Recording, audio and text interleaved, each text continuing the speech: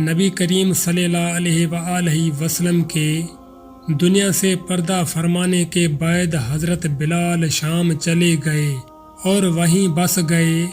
ایک عرصے کے بعد خواب میں نبی پاک کی زیارت ہوئی اور فرمایا، بلال ہم سے ملنا کیوں چھوڑ دیا؟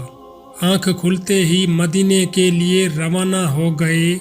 کئی دن کی مسافت کے بعد مدینہ منورہ پہنچے، مسجد نبوی میں حاضری دی اور روضہ رسول پر پہنچے تو وہیں بے ہوش ہو گئے۔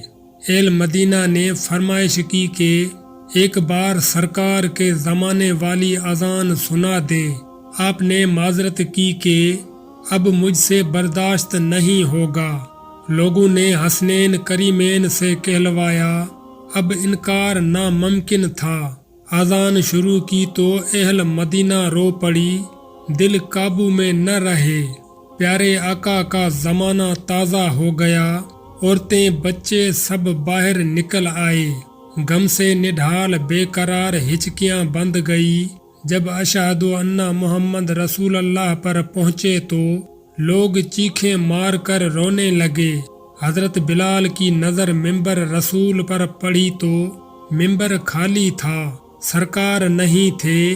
خالی منبر دیکھ کر بے ہوش ہو کر گر پڑے، اذان مکمل نہ کر سکے۔